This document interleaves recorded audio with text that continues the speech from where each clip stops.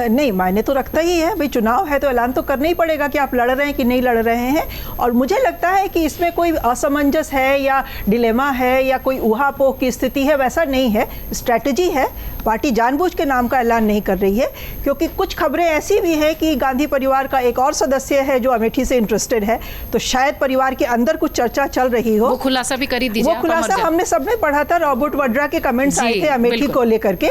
तो रॉबर्ट वड्रा ने इंटरव्यू में जिस तरह से अपना ओपिनियन दिया था अमेठी से लड़ने के बारे में, और जो कॉन्फिडेंस जताया था कि अमेठी की जनता से उन्हें बहुत संदेश मिल रहे हैं, और वो वहां हमारे चैनल पर भी उन्होंने यही बात कही। हाँ, तो अगर मौका लगेगा तो मुझे लग रहा है कि परिवार में इस बात को लेके थोड़ी चर्चा चल रही होगी कि भाई अगर अमेठी से रॉबर्ट वड्रा वाकई लड़ते हैं और पार्टी उनको सपोर्ट करती है, तो फिर बगल में रायबरेली से प्रियंका तो नहीं लड़ सकती हैं। अब मियां बीबी अगल बगल की सीट से लड़े, ये तो होगा नहीं।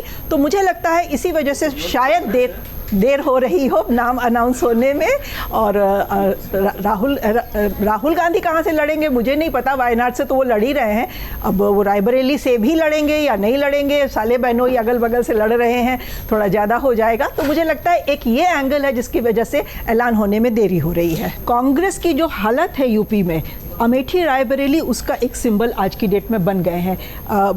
इन्होंने उदाहरण दिया 17 का, 17 नहीं, हम 1996 की तरफ देखें जब कांग्रेस ने बीएसपी के साथ गठबंधन करके विधानसभा चुनाव लड़ा था, और बीएसपी ने कांग्रेस को 125 सीटें सिर्फ दी थी, मात्र 300 पे खुद लड़े थे। तो कांग्रेस तो अपनी जमीन खुद ही खोती चली जा रही है यूपी में। और यूपी में जब तक कांग्रेस को ये समझ में आना चाहिए कि यूपी में स्ट्रांग होना जरूरी है देश में अपने आप को मजबूती से खड़ा करने के लिए, और इस वक्त अमेठी रायबरेली सीट को अगर वो सिंबॉलिक बना के चाहे जो सिचुएशन हो नाम अनाउंस कर देते और कह देते कि हम जीते या हारे हम तो यहाँ के हैं, हम यहीं से लड़ेंगे, तो मुझे लगता है ये कांग्रेस के भविष्य के लिए अच्छा होता है। Moral boost. अगर आप ये वीडियो YouTube पर देख रहे हैं तो हमारे चैनल को सब्सक्राइब करें और बेल आइकन को दबाना ना भूलें। अगर आप Facebook पर ये वीडियो देख रहे हैं तो हमारे पेज को लाइक करें।